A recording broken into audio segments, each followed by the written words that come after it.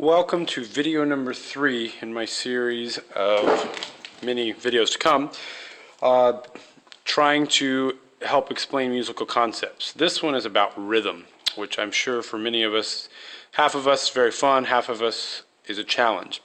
What I'm going to attempt to do here is break down one way of thinking about rhythm, and then show you a way, a technique to make sure that you can figure out rhythms if your band director's not available, or you're on your own, or you out in the real world and you get are playing a gig and you've come across rhythm you don't understand, a way to break it down. So if you look at this first sheet that we have in front of us, it's a rhythmic breakdown. You got your whole note, which would be in 4/4 time, okay, which would be the whole measure. A whole note can be broken down into 2 half notes. I think we all understand that, which then in turn can be broken down into 4 quarter notes, okay? Or each one can be broken down into 2, which in turn means 4 to the whole note, okay? Should make sense so far. Then as we move down, each of those quarter notes can be broken down into 2 eighth notes, okay? Eighth note, eighth notes, eighth notes. Again, why do we call them eighth notes? Because 8 of them make up the whole piece of the pie, the whole pizza, the whole whatever. So what I really want to focus on is rhythm is math. It's like balancing an equation. Every measure has to be equal, and we have to account and figure out where everything goes. Okay, so if we go down to the lowest, or the 16th note level, there we go. Again, you've got your 8 notes divided into 2 16ths. Okay, 16 notes equal a whole note up here. 1, 2, 3, 4, 5, 6, 7, 8, 9, 10, 11, 12, 13, 14, 15, 16. Hence, why they're called 16th notes. 16 equal a whole note. Okay, hopefully that's helping. Now what I've done below is kind of shown how different rhythms that have 16th notes in them, I'll move this over just a little bit, there we go, are broken down a little differently. Okay, this rhythm, if you ever saw it, this first dotted 8th note is equal to 3 16th notes, so the last 16th note's here. If we count that 1 E, and there's the okay? We'll just assume this is beat 2 because that's beat 1, beat 2. Okay? This is a very standard rhythm. You've seen this. Okay? Well, it's math. Why? Right? 8th note equals 2 16th notes. Okay? So that would be 2 E belongs to that, and so 2 and a.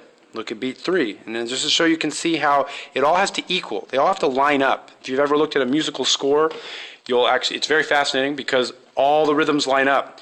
If you had a half note way up here, underneath, let's say the flutes, or this is the horn part or whatever, and the flutes above, or however you look at it, had 16th notes. Well, they'd go here, and then the next half note in the horns would line up with the 16th notes. So look at a score. I think it'll make a lot of sense. Here's beat 3. Okay, I'm sure you've run into this rhythm if you're in music. Okay, first note, obviously that's beat 3, E, because it's the next 16th note, and see how these two equal each other.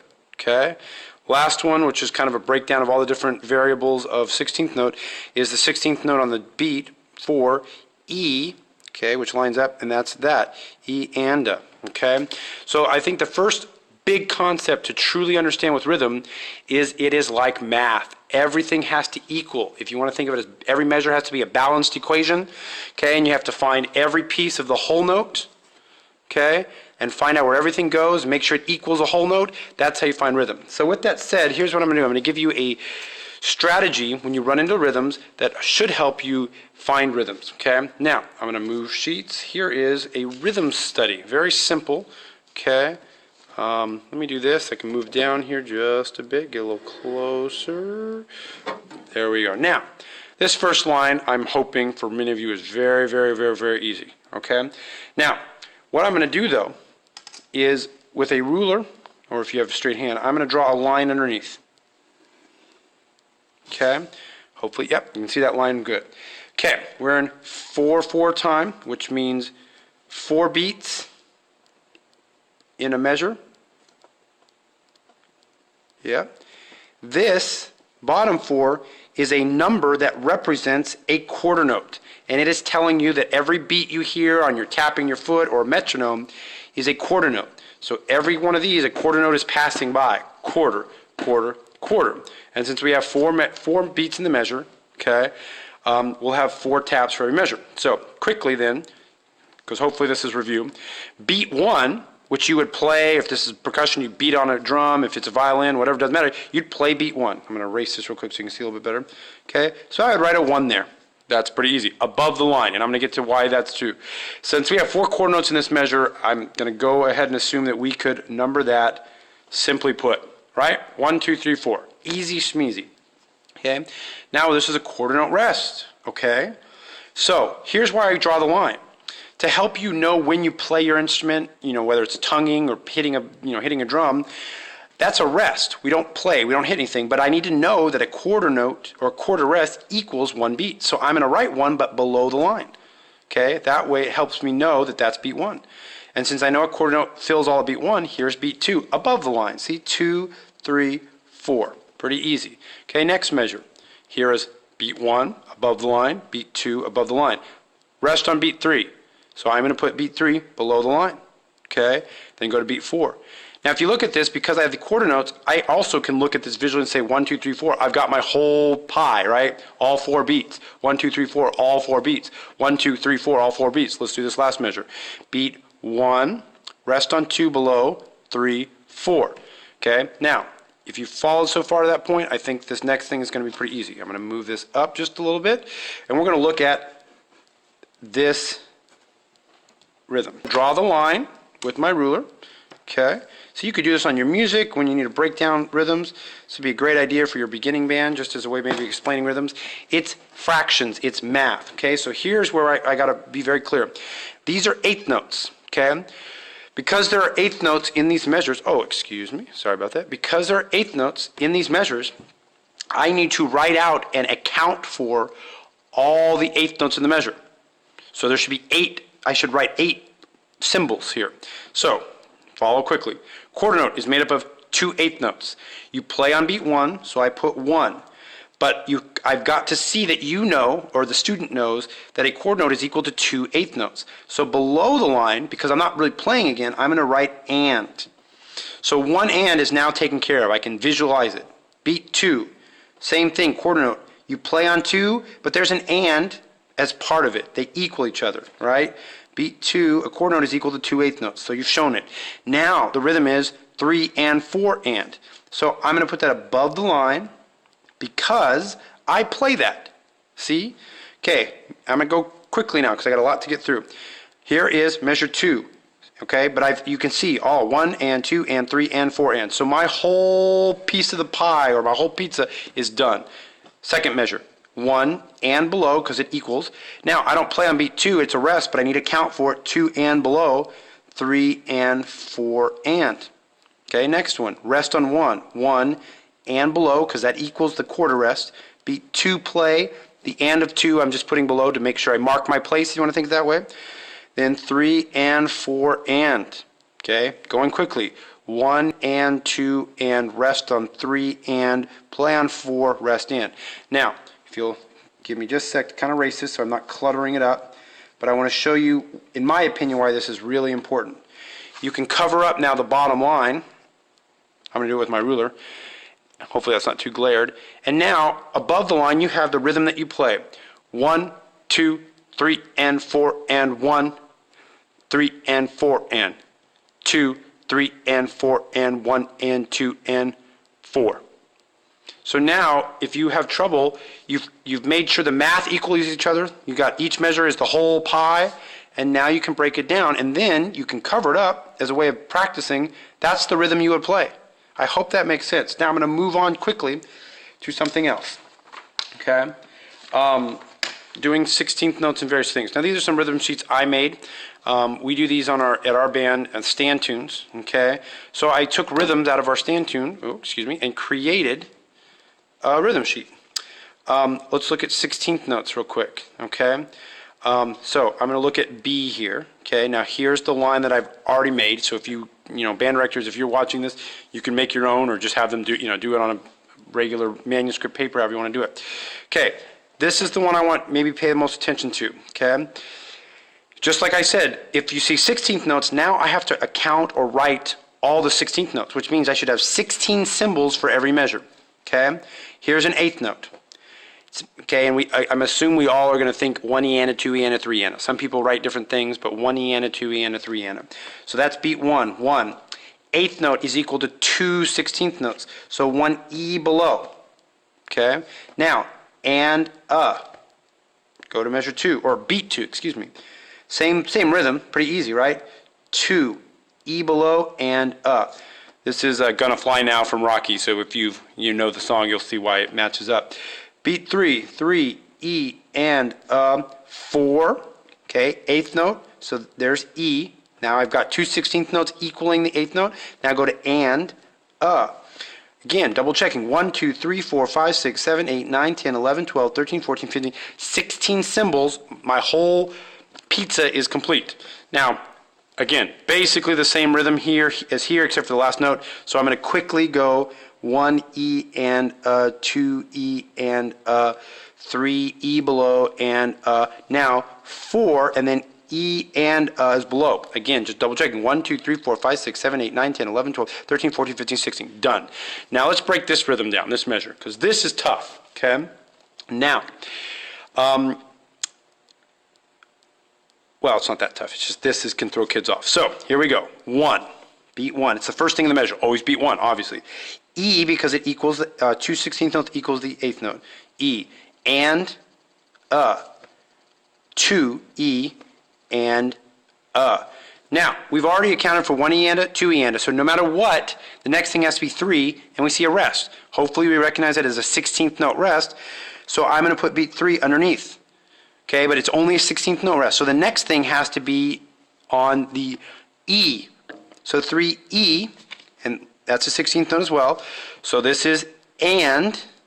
Now it's tied. This is where I think kids get into trouble. Tied means you don't play it. You've already played the and, so I'm going to put the below and also put 4E and a below. But again, if I go back, 1, 2, 3, 4, 5, 6, 7, 8, 9, 10, 11, 12, 13, 14, I have 16 symbols. Okay? 1 and a 2 and a E and. That would be the rhythm. Again, before we talked about cover it up. So then your rhythm would be, if I say it slow because I don't want to say it wrong, 1 and a 2 and a 3 and a 4 and 1 and a 2 and a 3 and a 4, 1 and a 2 and a E and, right? Okay, again, I'm going very quickly, but that breaks it down. Now, I want to look at letter C, because one of the things that I try to do with my band is talk about sometimes to break things down, you have to understand how to write them in 8/8 time.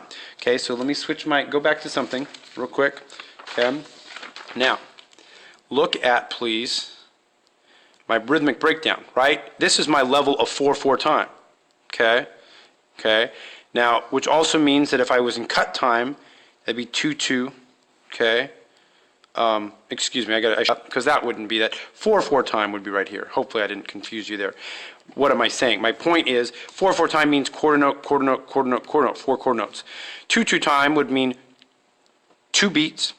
Half note gets the beat, because the 2 equals a half note. Remember, the 4 equals a quarter note. So 1, 2. If I was on this level, it would actually be 1/1 time, the meaning 1 beat in the measure and the whole note gets the beat, because the number on the bottom equals some value.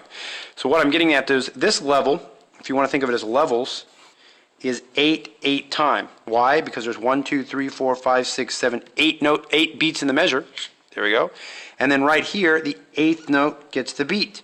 Remember, the bottom number is a number that represents a note value. Okay?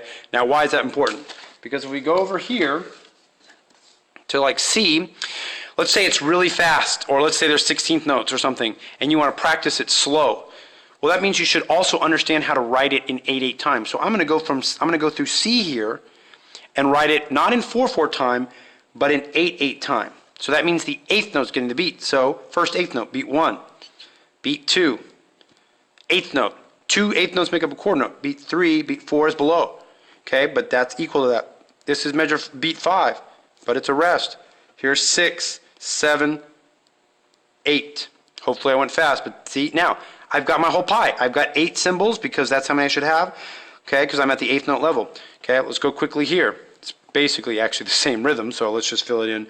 1, 2, 3, 4 below, 5 below because of the rest, 6, 7, 8 below because it equals the quarter note. Okay, I'm going to skip to this one. It's not much different. Okay, 1, 2, 3, 4 below because it equals the quarter note, 5 below because it's a rest, 6, 7, 8. Okay, let's look at the next one. Let's just do kind of practices.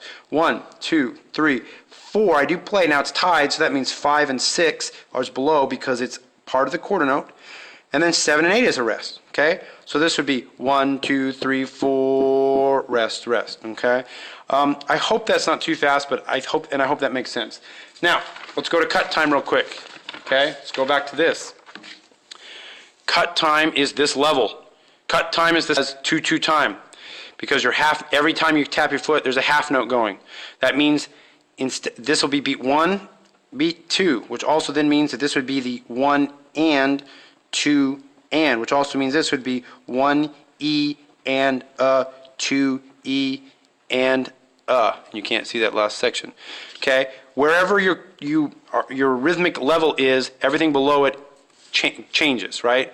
That's your beat. So these feel like eighth notes, so we count them 1 and 2 and. Here they feel like 16th notes, even though they look like eighth notes, we would count them 1 E and a 2 E and. That's why now, again, a cut time worksheet I created, ABC, Jackson 5, okay, but it's cut time. So here we go. We've got, now, before I say that, I've got 1/8 note here, which means I need to be on the 8th note level. Now the 8th note level in cut time, we count as 1 E and a 2 E and. So I have to find all those. So moving, yep, you can see 1 E and 2 E and see? So I count 1 and 2 Now it's tied, so I put this below 1 E and I just messed that up. See, now I made a mistake, but this is how I catch it. This is how I understand my rhythms, because I can catch mistakes too. Okay, so 1 E and 2 E and is on the rest, So it's, again, covering it up. It's 1 and 2 and 2. 1 and 2 and 2, which is the same here. Okay, let's break down this one right here. Okay, this would be 1 E and 2 E and tied to 1 below E. And again, I wish I was in a class, because then I'd say, okay, what would this be? Because I have 1 E and 2 E and So my rhythm right here is 1 and 2, 1 and 2 and E and. Do da da da da da da. Da da da da da da. Da da da da da da. Da da da da da da da. Oops, I said that wrong. Da da da da da da da. 1 and 2 and E and. E and. I just getting tongue tied. Point is, I'm hoping that by going through this process real quick, you can clearly see how one might figure out rhythms. Okay, the more a kid can figure out rhythms in their band without your help, the faster they can learn something, the more they can practice. In a previous video, that's actually what inspired this video, I talked about the most important thing to practicing is you have to understand the rhythms first. If you don't understand the rhythms, you're either going to, I'll leave that there, you're either going to try to practice it and learn it wrong, or you're just going to give up because you don't understand the rhythms and not practice, period. So hopefully this was a good beginning step or an idea or a technique for you band directors or kids to practice rhythm. Thank you very much.